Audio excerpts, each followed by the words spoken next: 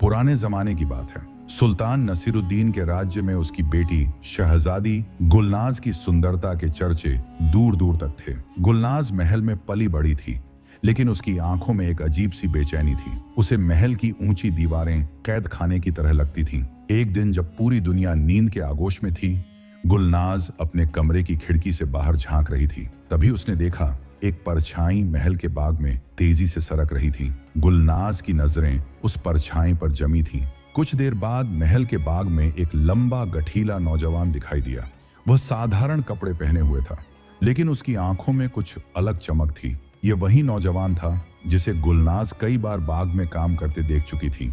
अली एक गरीब किसान था। अली ने जैसे ही ऊपर देखा, उसकी और शहजादी की आंखें टकरा गईं। गुलनाज को एहसास हुआ कि यह कोई मामूली किसान नहीं, बल्कि एक रहस्यमयी शख्स है। गुलनाज ने धीरे धीरे अली से दोस्ती कर ली। वह हर रात चुपके से महल की दीवारों के पास आती और दोनों फुसफुसाकर बातें करते।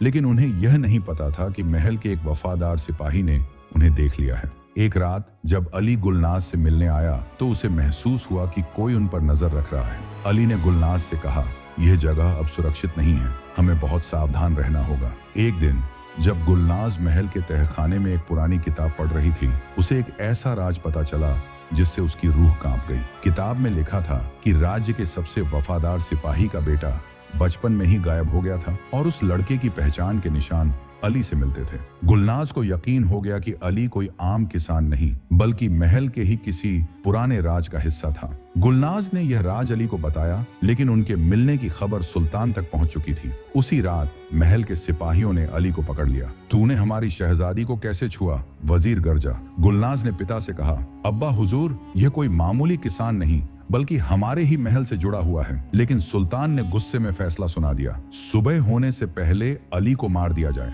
गुलनाज जानती थी कि सुल्तान का फैसला नहीं बदलेगा, लेकिन वह हार मानने वालों में से नहीं थी। उसने रातों रात महल के सबसे वफादार सिपाही से मदद मांगी, जिसने अली की असलियत की पुष्टि कर दी। सुबह जब अली को फांसी देने के लिए लाया गया, तभी सिपाही ने चिल्लाकर कहा, रुको, यह लड़का कोई आम किसान नहीं, बल्कि हमारा खोया हुआ शहजादा है। पूरा दरबार सन्न रह गया। सुल्तान के चेहरे पर अविश्वास के भाव थे, लेकिन जब पुरानी निशानियों से अली की पहचान की गई तो हकीकत सामने आ गई। सुल्तान ने अपनी गलती मानते हुए अली को गले लगाया। गुलनाज की आंखों में खुशी के आंसू थे। कुछ दिनों बाद पूरे राज्य में शहजादी गुलनाज और अली की शादी की घोषणा कर दी गई। लेकिन गुलनाज जानती थी, यह महल जितना दिखता है उतना सरल नहीं है। क्या कोई और राज अभी भी छुपा हुआ था?